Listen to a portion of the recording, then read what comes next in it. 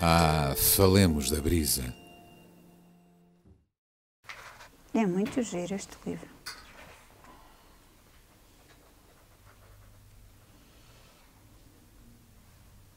Olha, tens aqui um texto. 3 mulheres em um céu de Alfat. Muito bom. Esta antologia é muito interessante. Eu conheço.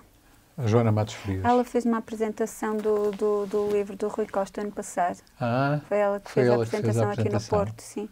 Ai, que giro. Sim, no Porto foi ela Não que sabia. fez. E então, Cláudia, hoje trouxeste... Hoje apeteceu-me viajar um bocadinho por Portugal, pelo mundo. E então? Olha, eu trouxe um texto do cantor Pedro Barroso. É um texto que ele costuma muitas vezes dizer nos seus espetáculos. É um texto bastante conhecido pela internet. Eu gosto muito deste texto e então resolvi... Era um bom texto para acabar o programa, mas eu resolvi começar a minha parte. Era um bom texto para acabar. Mas eu, como gosto de fazer as coisas ao contrário, resolvi começar com ele. Vai lá. Então, começa com o Pedro Barroso. O texto chama-se Agora Nunca é Tarde. Cada um de nós nasce com um artista lá dentro.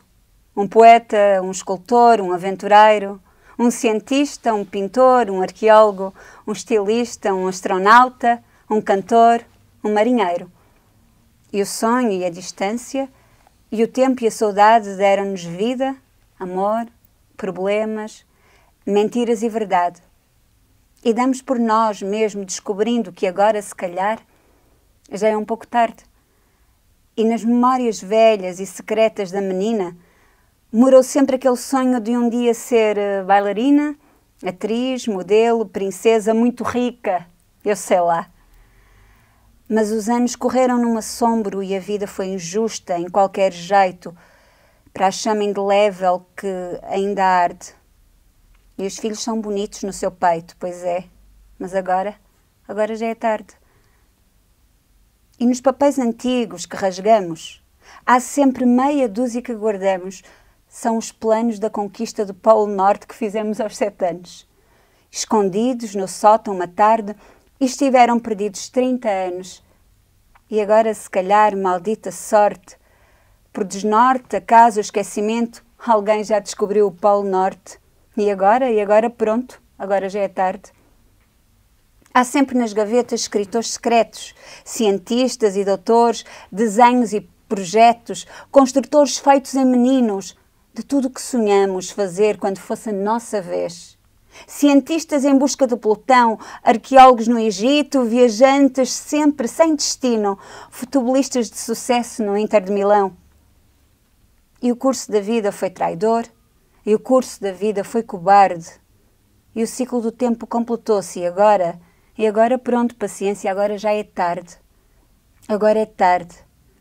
Emprego, casa, filhos muito queridos, algum sonhar ainda com amigos, às vezes sair, beber uns copos para esquecer ou para lembrar e fazer ainda um certo alarde, talvez para esconder ou para abafar, como é já tão demasiado e tão impiedosamente tarde.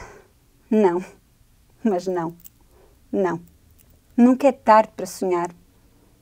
Amanhã partimos todos para Istambul, Vladivostok, Alasca, Oslo, Dakar. Vamos à selva a Timor abraçar aquela gente e às montras de Amsterdã, que eu afinal também não sou diferente.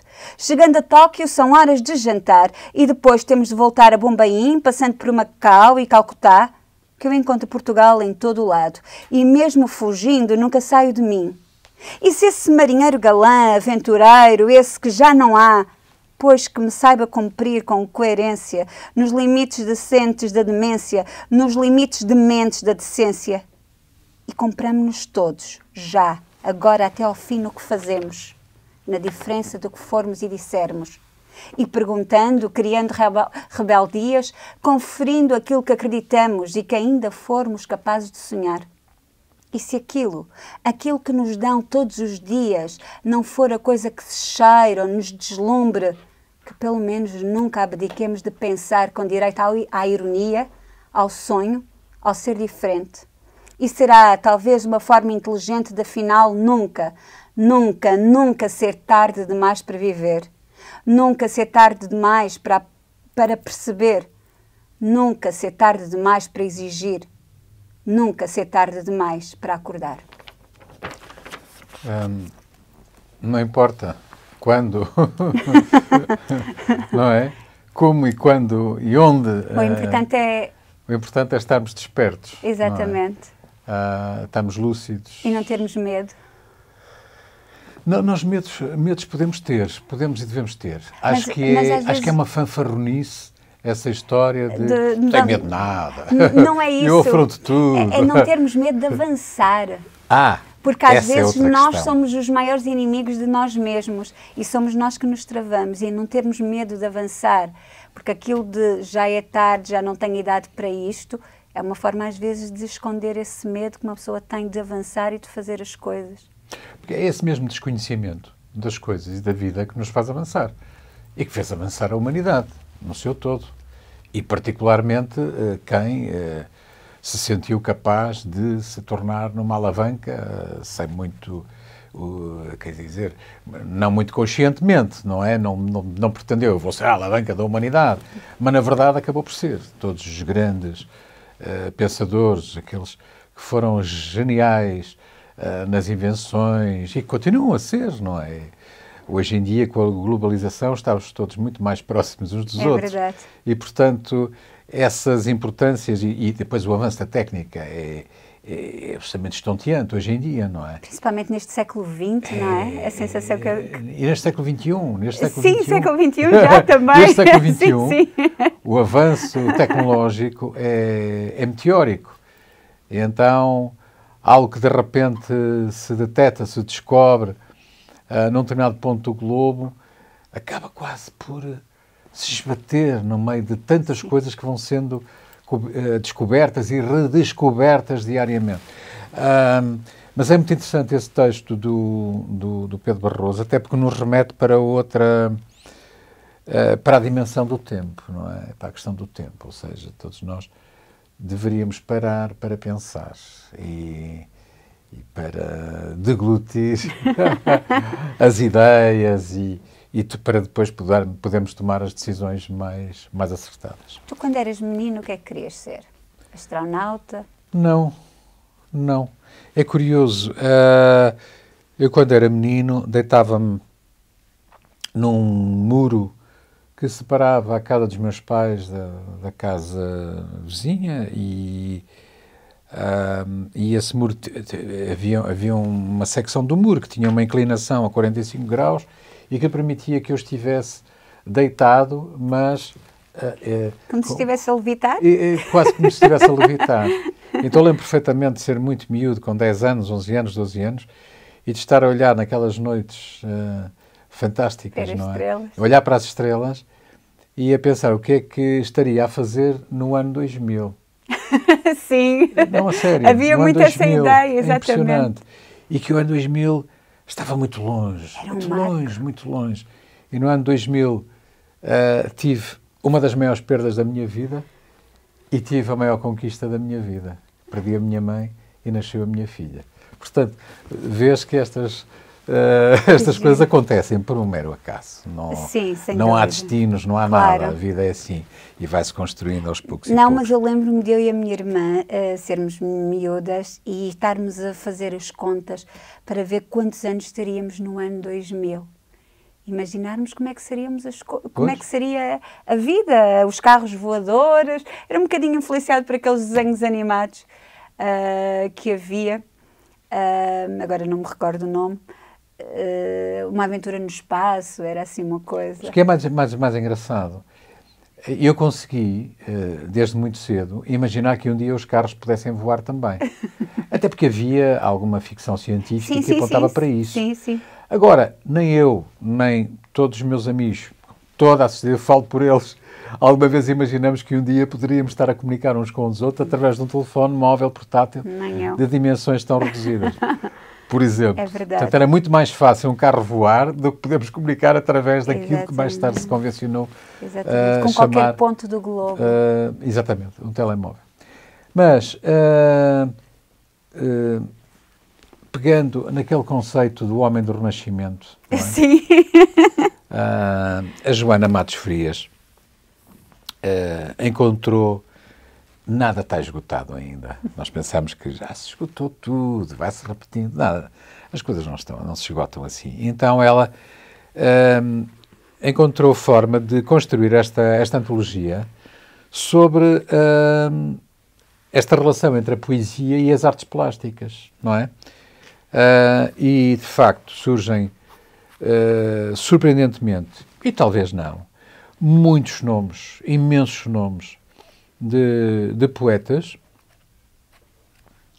portugueses que escreveram sobre as artes plásticas.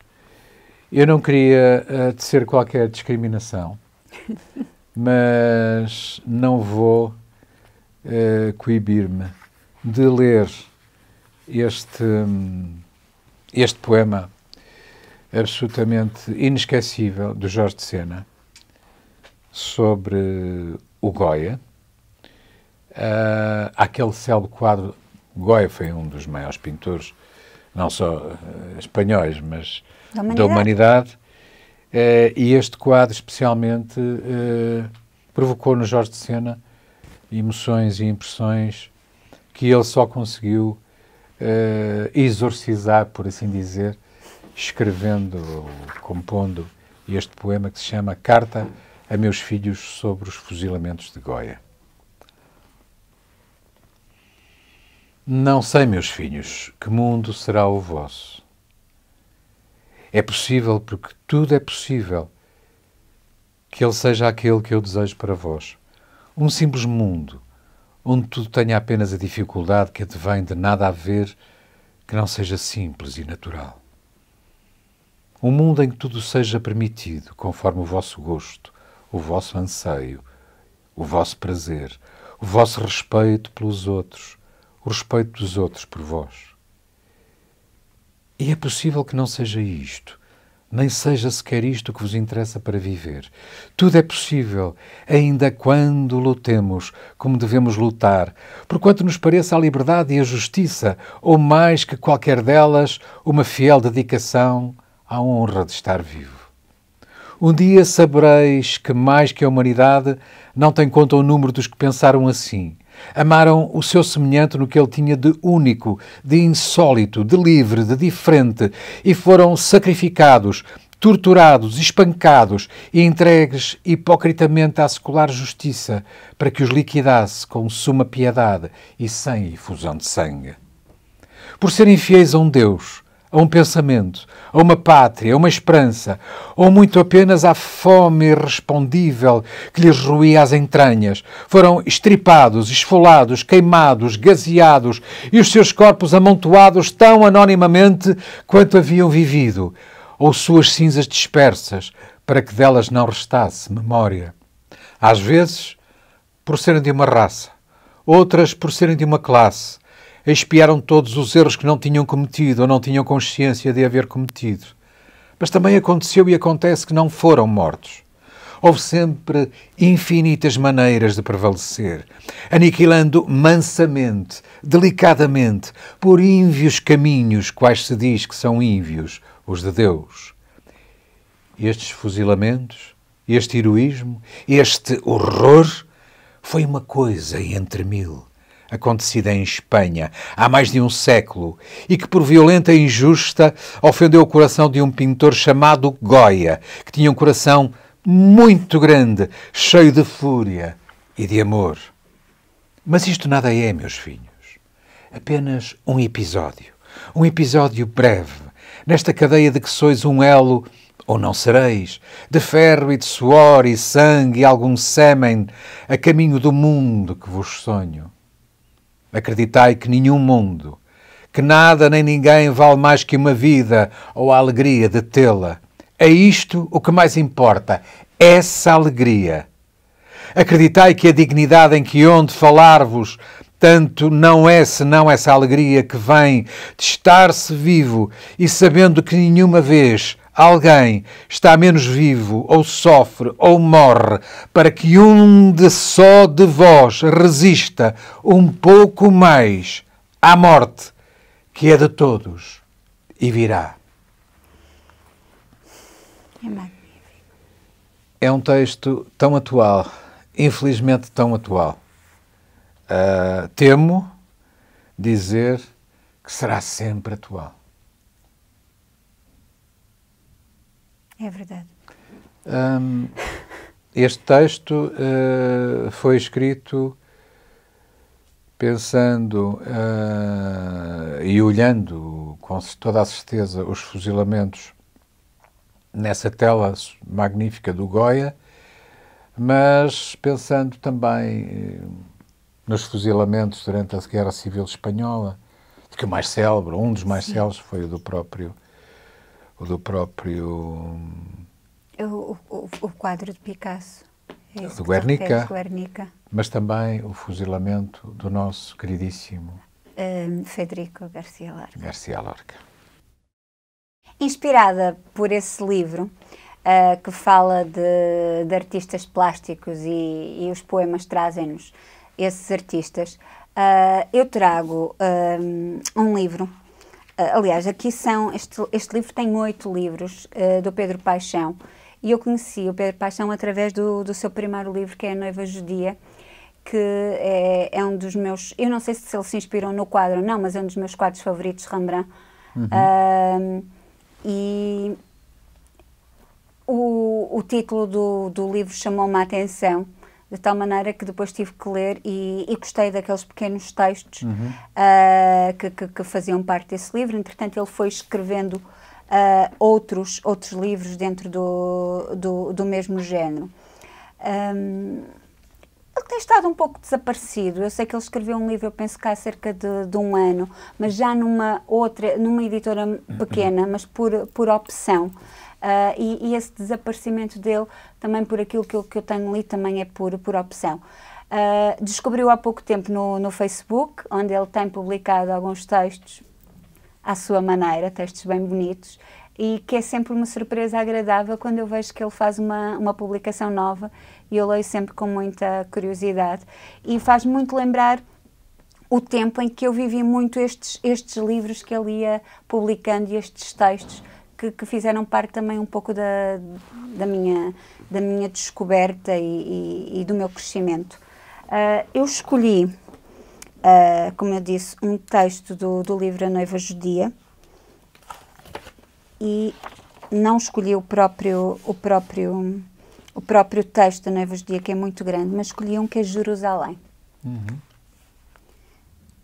Cheguei ontem a Jerusalém. Cheguei há 3 semanas a Jerusalém. Cheguei há 18 meses, há 20 anos a Jerusalém. Não sei quando cheguei. Faz um calor de estufa. Durante o dia não corro os stores. Vou de um lado para o outro e depois sento-me. Trago dentro de mim uma estranha companhia. Procuro impor uma ordem na sucessão dos dias. Escrevo horários meticulosos de trabalho e lazer. Procuro cumpri-los, mas o caos por detrás irrompe por uma pequena fissura e alastra-se, acabando por me paralisar. Não faço nada. Ouço com uma atenção sem propósito os barulhos que chegam da cidade. Travões de carros, bater de portas, palavras que não compreendo. Por vezes um estampido ou um choro azedo de criança. É uma estranha guerra esta. A cidade há milénios que está ocupada. O meu marido não é o meu marido. O meu amante há muito que não é o meu amante. O meu filho, sinto crescer dentro de mim como um intruso. O amor foi a mais doce das ilusões. Agora, quando os sentimentos se deixam precisar de um modo suficiente, sinto raiva, uma raiva do tamanho do mundo. Só esta raiva me faz sentir viva. Devia ter mentido mais. Agora é tarde. A lucidez é insuportável. Às vezes bebo e é pior ainda. Fumar é das poucas coisas que me ajuda. Fumo muito mais do que seria aconselhável. A maior parte do tempo não sinto nada. O calor persiste, insuportável. Tomo um duche de água fria e deixo-me ficar quieta a sentir a água secar na minha pele. Deito-me na banheira vazia, onde o som dos pingos da água a cair chega a preocupar o meu vazio. Vim aqui parar como quem fugiu durante muito tempo e tem de continuar a fugir, mas perdeu as forças e tem a certeza que alguém a vem buscar. E não chega ninguém. Eu volto para a sala. Faz escuro. Anoitece em Jerusalém e em mim. Abro o rádio, procuro um posto, ouço notícias que não entendo. Se as entendesse de qualquer modo, não as entenderia. Falta-me tudo. Desligo o rádio. Lembro-me de um poema que ele costumava dizer. Lembro-me das primeiras linhas. Não me lembro de mais. Faz escuro. Vou à janela e corro os estores de finas ripas de madeira. Saio para a varanda. O silêncio e o calor oprimem-me o peito. Ouço muito forte o coração dentro de mim e depois um guincho de animal e um movimento do ar trazem-me de novo a mim. O que havia por resolver já foi resolvido e tudo o resto permanece insolúvel. É um belíssimo texto do Pedro Paixão. E esse é exatamente o tipo de conteúdos a que ele nos habituou, desde que surgiu há uns bons pares de anos atrás. Eu, de facto, tenho andado um pouco arredado daquilo que ele vai fazendo. Não sei o que é que ele tem vindo a produzir. Tu dizes que, de vez em quando, o consegues detectar no Facebook. Eu vou-te mandar o link. Por favor. Eu agora vou regressar a esta antologia, porque ela é muito, muito, muito interessante. E então vou pegar nesta homenagem ao... É um poema que se chama Van Gogh Mondrian. De quem? De Manuel António Pina. Manuel António Pina, que faz anos a 18 de novembro. E que me é tão querido, tão grato, e tenho tantas saudades do Manuel António Pina. E a poesia dele é sublime. Como sublime foi o seu trabalho enquanto jornalista. Era mais um homem do Renascimento, não é? Sim. Ele conhecia, como ninguém, muitos meandros da vida, muitas profissões. Ele era um homem da curiosidade permanente, não é? Do desconhecimento permanente e da tentativa de colmatar ou de ir colmatando esse desconhecimento. Uma vez um anjo apaixonou-se por Van Gogh e veio vê-lo. Van Gogh pintou naquela cadeira: "Te acuerdas, Federico Bajo de la Tierra?" O anjo depois foi-se embora e Van Gogh ficou com o tabaco estragado. Mondrian também tinha um anjo, mas o dele era mau. Não se importava com coisa nenhuma. Batia-lhe nos olhos. Desconcertante. Pina, desconcertante. Ninguém está à espera que termine assim. Toda a ironia de Pina, toda essa observação do mais pequeno, mais ínfimo detalhe. Uma cultura vastíssima, vastíssima. Ele era um amante da pintura, da música, do futebol, Sim. da poesia, de toda a grande e pequena literatura, da literatura policial, Da literatura infantil. da cultura popular, porque ele também era um homem de facto. Era um jornalista tão incómodo. Aquela coluna no Jornal de Notícias, semanal. Aquelas crónicas. Fazia agitar muitas cadeiras e muitas consciências. Sim, sem dúvida. E fez muita falta. Muita falta. Ficou um vazio muito grande. E há este bengaleiro, ou Horacianas, enquanto procuras aí mais um texto, de alguém que vamos ter em breve connosco, o Daniel Jonas.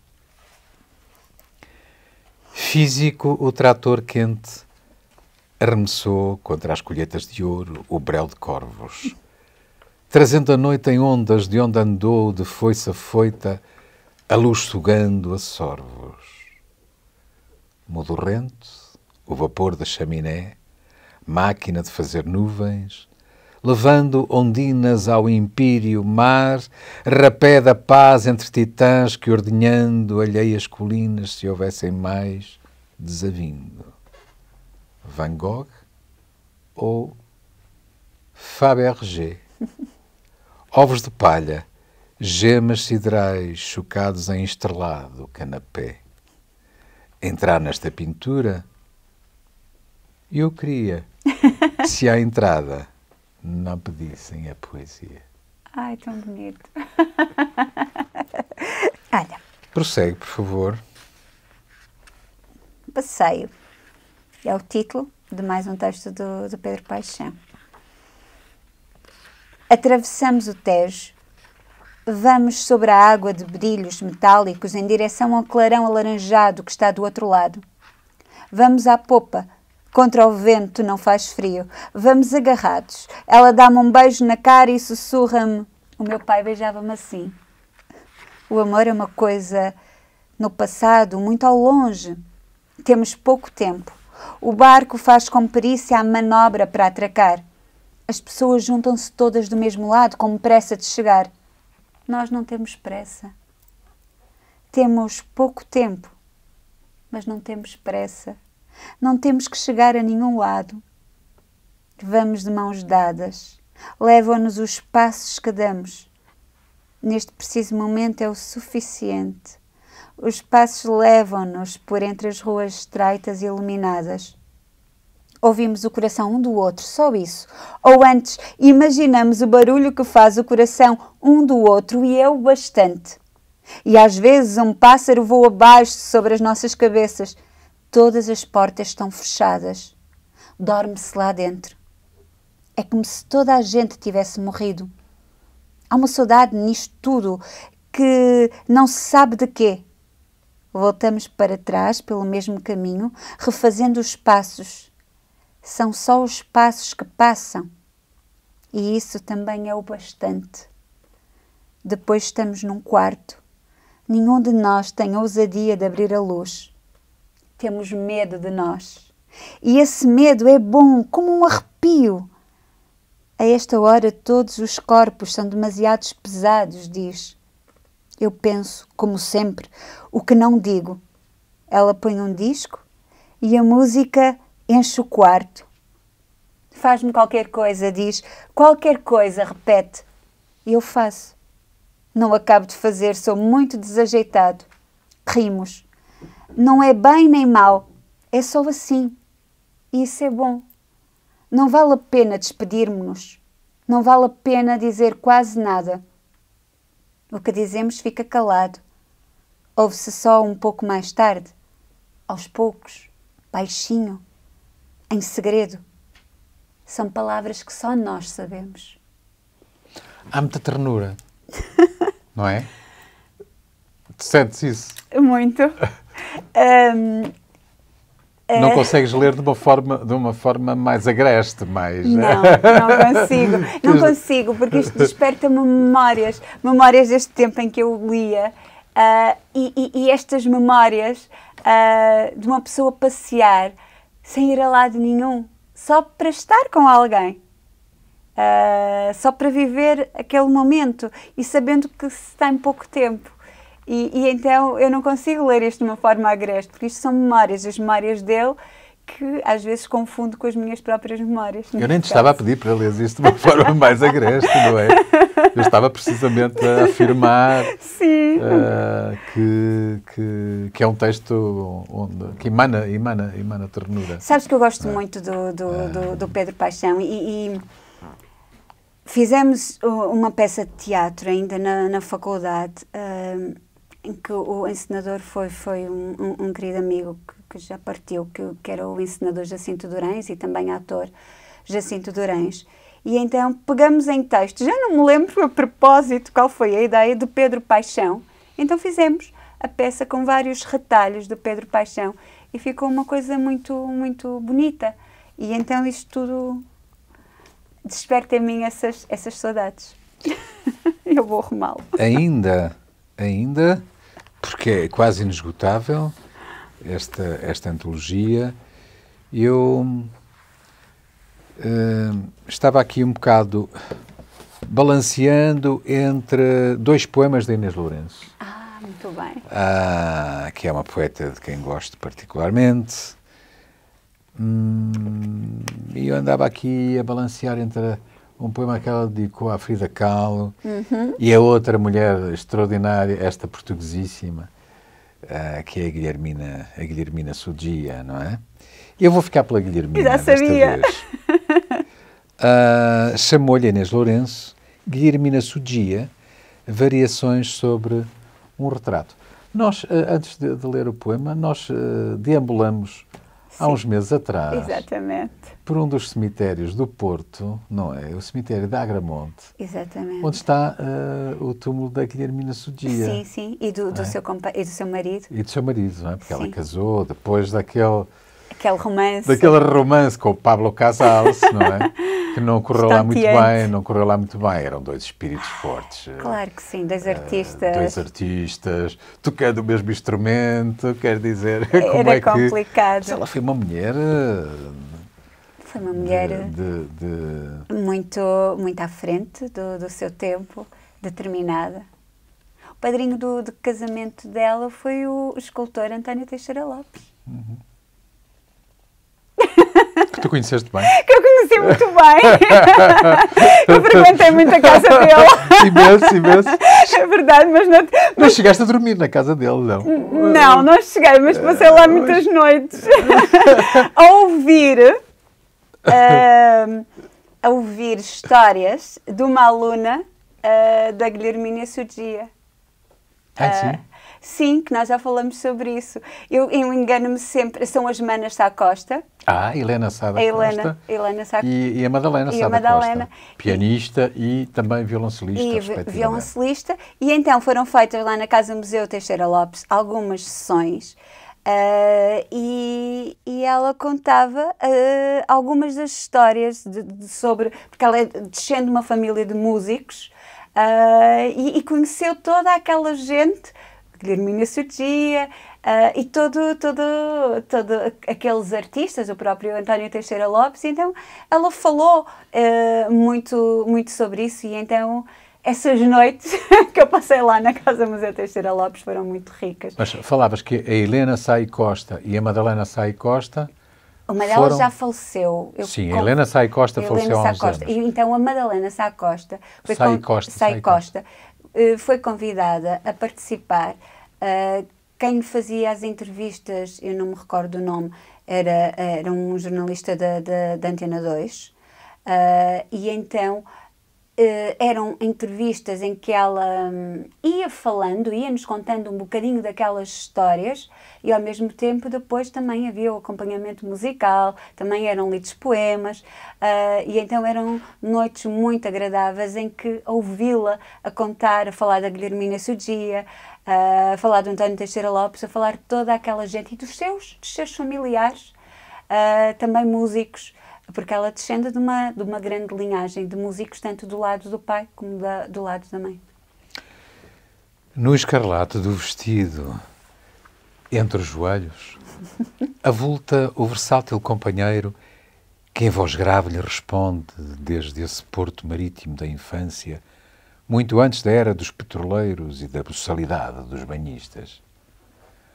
O arco descreve o intenso itinerário de Leipzig a Paris, de Berlim a Varsóvia, o fascínio dos palcos, o secretismo dos camarins, na arritmia do pulso que o fulgor persegue.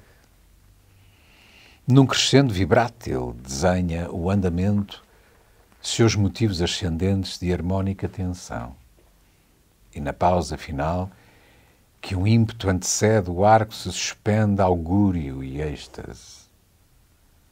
No ateliê londrino de Mallard Street, o pintor fixa o instante de uma metamorfose. Na tela, cresce a silhueta unida ao Stradivarius, num corpo mútuo de exótica mariposa, olhos cerrados no meridional abraço. Nem Pablo o virtuoso. Nem qualquer outro amante desatará jamais esse abraço sem fim.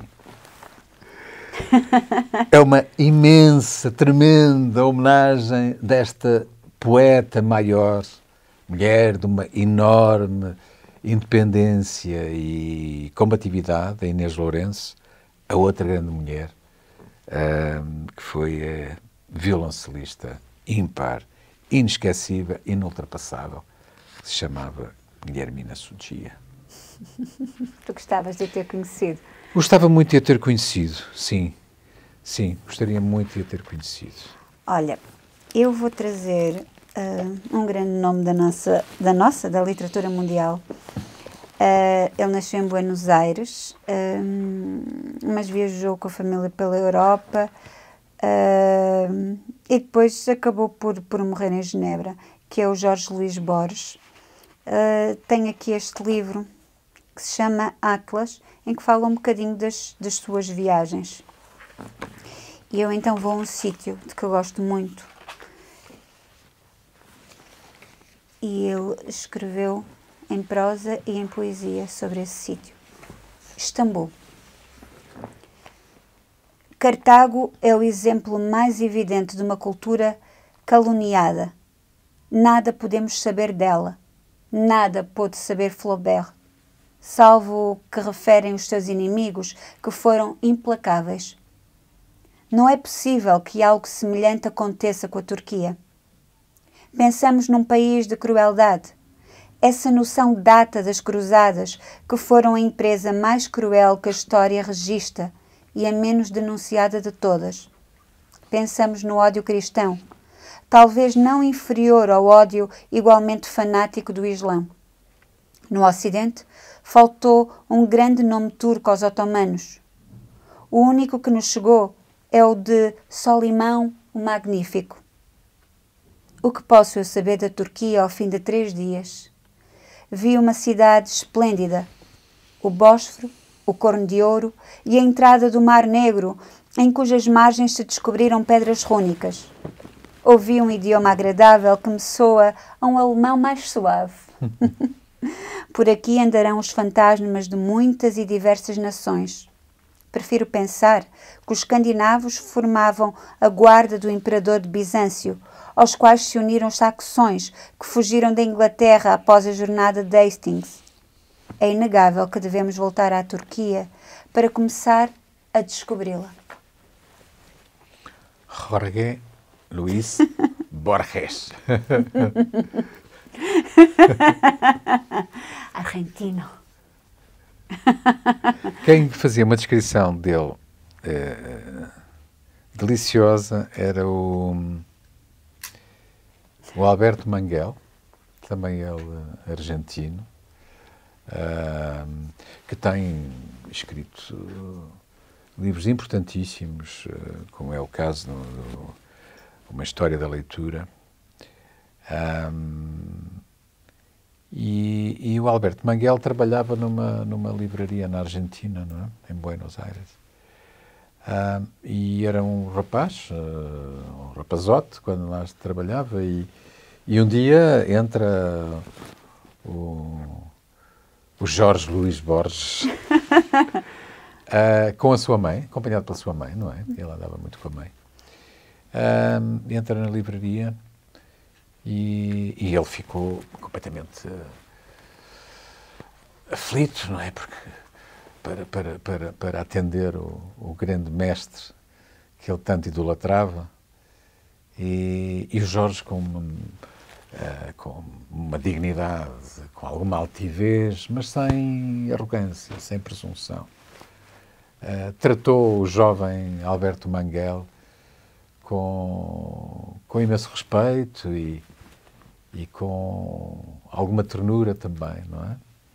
E quando percebeu que o jovem Manguel era um apaixonado pela literatura universal e, em particular, pela literatura dele mesmo, Jorge Luís Borges,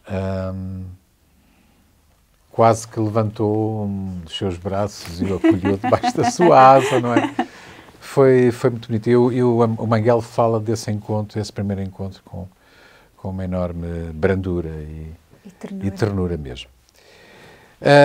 Ternura que eu quero transmitir através desta tradução, que já tem uns anos, de alguns contos. São contos muito curtinhos, não mais do que uma página em cada um, numa única página, do Dan Rhodes. O Dan Rhodes é um escritor inglês, tem publicado sobretudo, tem-se dedicado sobretudo aos contos. E isto é delicioso. O título é A Namorada Portuguesa e Outras 100 Histórias. Ui. São exatamente histórias, pequenas histórias. Esta chama-se Castete. A minha namorada foi para a polícia sem me dizer nada. Só descobri passados 2 anos. E foi porque encontrei um castete na cesta das revistas. Posta perante esta prova, ela corou, começou a gaguejar e ficou tão bonita que lhe perdoei. Pôs a farda e era como se me apaixonasse de novo. Beijei-a e ela beijou-me. Fomos juntos para o quarto. Comecei a despir-me. No momento em que tirei as cuecas, prendeu-me por atentado ao pudor. Testemunhou contra mim no tribunal e apanhei 6 meses. Nunca me foi visitar. Muito cuidado. Muito cuidado com quem se namora. Sabes que é um texto muito atual também. É um texto muito atual hoje em dia. Mas eu vou ler mais um ou outro conto dele, porque são deliciosos. E Olha. A minha namorada começou a adormecer durante o ato. Ui. Atrapalhado, perguntei-lhe se devia fazer a coisa de maneira diferente ou o quê.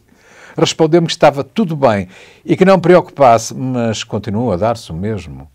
Uma vez acordei-a aos abanões e pedi-lhe que me dissesse o que é que ela queria mesmo que eu fizesse.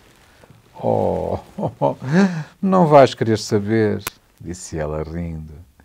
Disse-lhe que se havia alguma coisa que queria neste mundo, era saber isso. Que não me ocorria outra coisa. Não, a sério, retorquiu ela docemente, quase de si para si. Não vais querer saber. E então, não sabemos? Não. Não diz? Não. Isso é cruel. Não. A minha namorada está tão apaixonada por mim que mal consigo aguentar. Está sempre a dizer-me que tenho as mãos muito viris, que haja as minhas sobrancelhas muito atraentes e que o som da minha voz a arrepia toda. Ui. Uma vez tentei mudar de conversa. Não podemos falar de outra coisa, só para variar? Perguntei. Claro que podemos, respondeu. Como queres que me concentre, seja no que for, quando te vejo aí com os teus dentes brancos?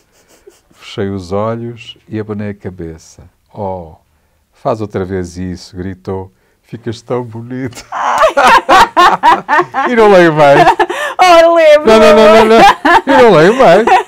Não, é que isso é uma delícia. É que posso transformar-me aqui num ser profundamente narcísico. Isso é tão bonito. E não vou ler mais. A namorada portuguesa. Será que há alguma piada? Bom. Não, é que deve ter aí Então, algum texto.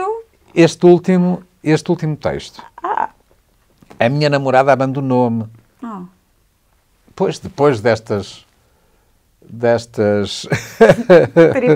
Peripécias todas. E comecei a chorar enquanto dormia.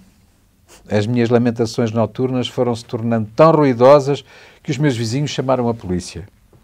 A imprensa descobriu o caso e começaram a juntar-se pessoas à minha porta para me ouvirem chamar pelo seu nome e gemer. Chegaram equipas de televisão, não demorando muito a formar-se uma caçada para descobrir o objeto da minha desgraça. Seguiram-lhe o rastro até a casa do novo namorado. Assisti às reportagens. As pessoas diziam que a tinham imaginado mais bela do que era e que eu devia recobrar o ânimo e deixar de chorar por uma rapariga tão vulgar. Mais não digo, porque daqui a pouco estou... Olha... assim perdido em lágrimas, não é? Completamente. Eu vou continuar com outro grande nome. Pablo Neruda. Sim. Um peso pesado. A minha dúvida é se leio um poema de amor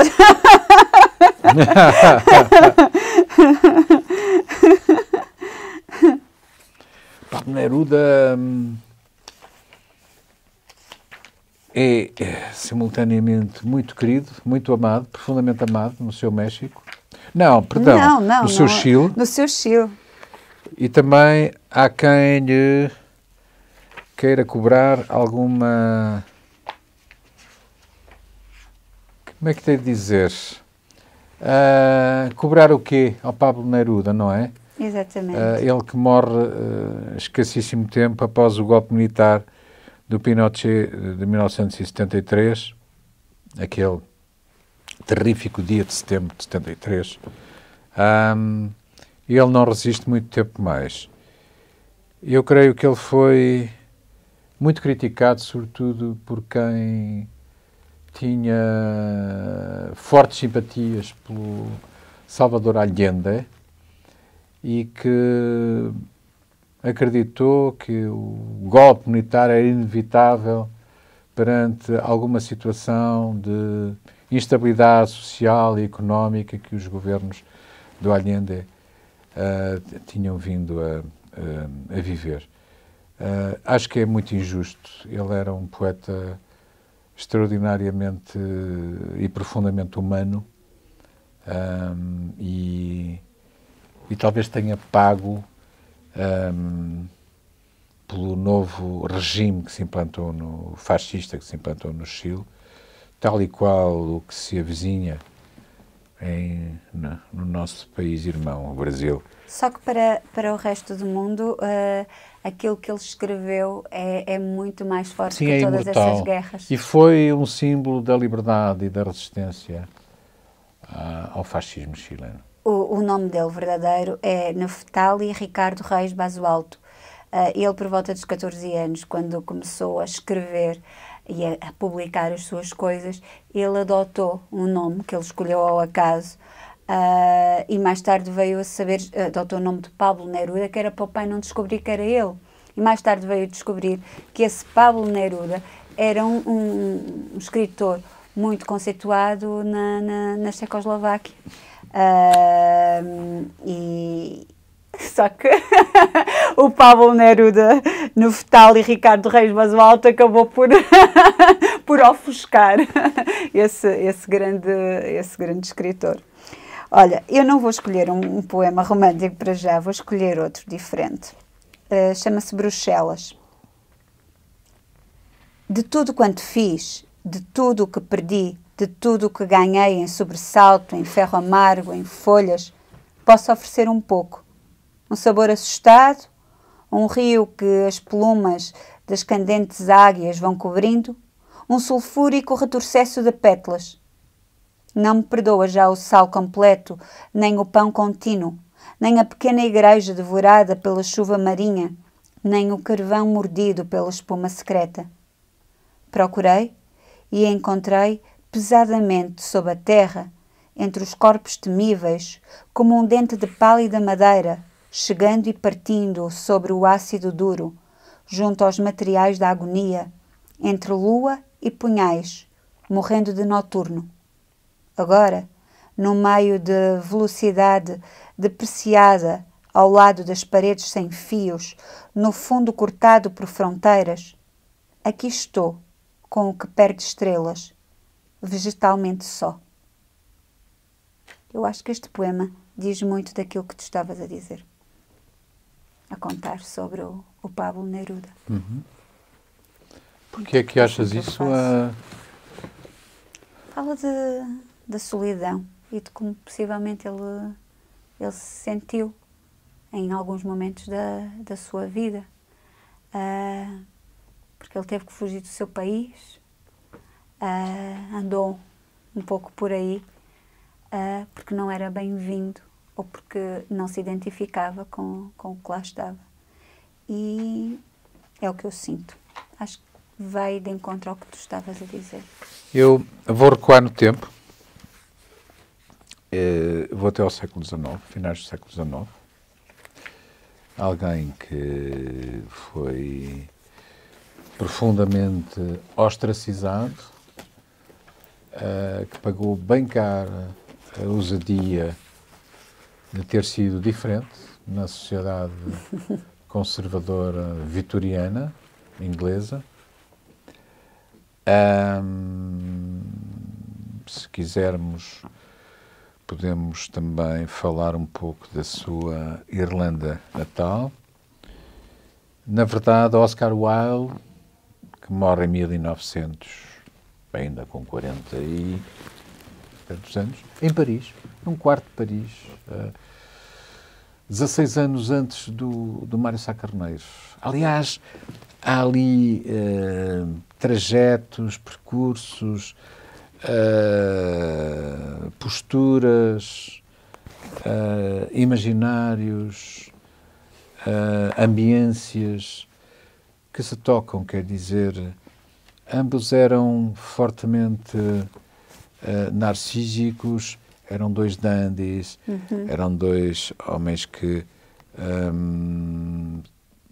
adoravam viver bem, ter uma vida social intensa. E não se identificavam com a sociedade onde estavam inseridos? Não se identificavam com a sociedade em que estavam inseridos. Oscar Wilde, portanto, morre em Paris depois de ser condenado a 2 anos de trabalhos forçados por causa da sua ligação ao Lord Douglas, e acaba por morrer em Paris praticamente esquecido, distanciado dos seus amigos, do seu ambiente natural. Ele, na sua poesia, vai buscar todo um imaginário clássico, não só o Milton, mas ainda Marquard. Ele era daqueles que diziam que é tudo grego, somos todos gregos. E, na verdade, ele amava a Grécia. A Grécia para ele era uma referência, não só através dos seus poemas, mas também pelos seus princípios, pelos seus primórdios de democracia, democracia ateniense, e também, obviamente, pela liberdade, por uma certa liberdade e de aceitação das relações homossexuais, a que ele não se quis furtar, mas que, porventura, foi forçado a tal. Eu vou ler aqui um poema que se chama exatamente Flor de Amor. Não te culpo, amor. Foi por culpa minha que, se não fora feito de barro vulgar, eu escalava aos penhascos por pisar e ao mais largo dia, ao mais puro ar. Do centro louco da paixão defunta, eu tocava a mais melódica cantiga, acendia a luz mais clara, mais livre liberdade e degolava a hidra antiga. Fosse-me a boca dada ao canto pelos beijos, ao invés de a ter ferida, andavas tu junto dos anjos e de bice sobre relva de esmalte enverdecida. Eu trilhava o trilho que Dante trilhou, vendo brilhar os sóis de 7 aros finos. Sim, talvez por sorte visse os céus se abrir como se abriram Anto Florentino. E os reinos me dariam uma coroa, que ninguém me dá agora, ninguém sequer me chama, e pela alba de Oriente prostrar-me-ia no umbral do Palácio da Fama. E sentava-me no círculo de mármore, onde priva com o velho, o jovem bardo. E a flauta verte eternamente mel, e eternamente tangem as cordas da harpa. Teria Keats erguido os cabelos anelados no enlevo das papeiras do licor, beijando-me com boca de ambrósia, estreitado minha mão com nobre amor. E quando, na primavera, a macieira em flor toca o seio brunido de uma pomba, um par de namorados novos num pomar leria o nosso amor à sua sombra. Leria a lenda de minha paixão, o amar o segredo de meu coração, beijar-se-ia como nos beijamos, mas não seria sua esta nossa cisão? Porque a vermelha flor de nossa vida é comida pelo cancro da verdade e nenhuma mão recolhe as folhas soltas, murchas, da rosa da mocidade.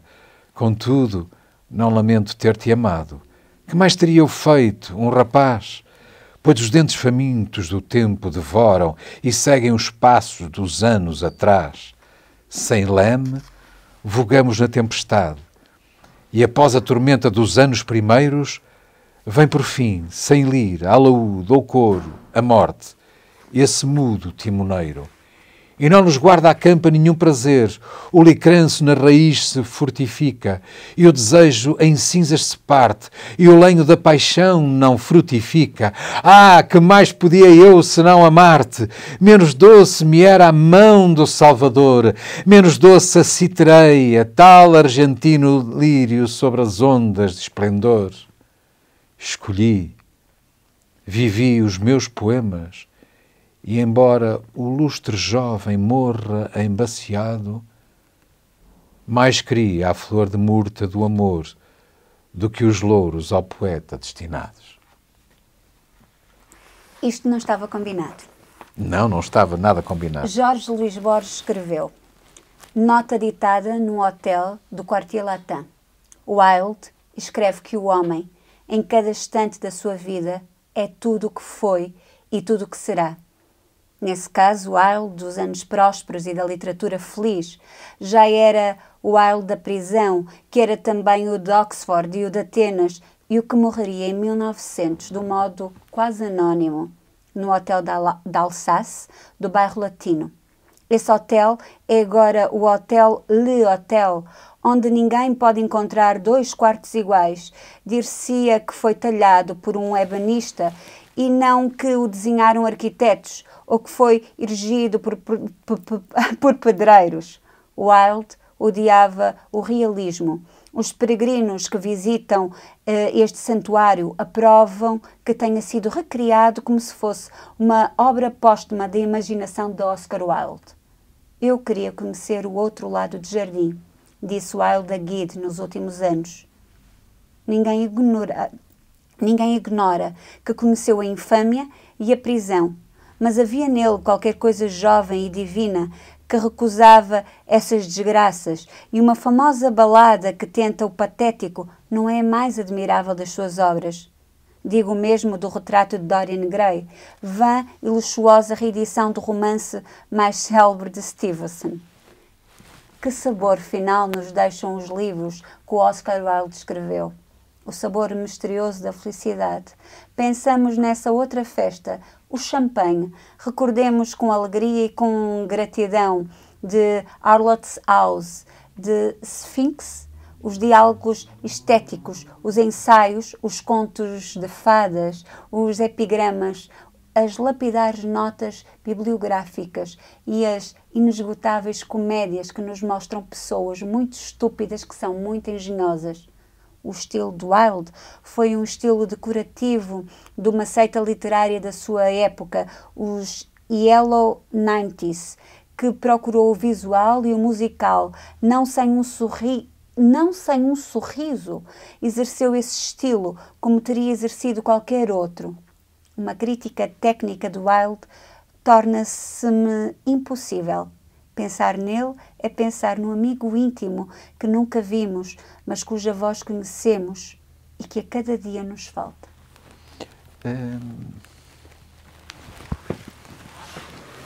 Isto é muito bonito. Isto veio... Que medo! Isto veio mesmo... Nós não tínhamos combinado. Não. Tu estavas a falar do Wilde. Não. E eu achei muita graça, porque eu hoje tinha visto este texto e estive quase para marcar. Mas como tem aqui muitas palavras...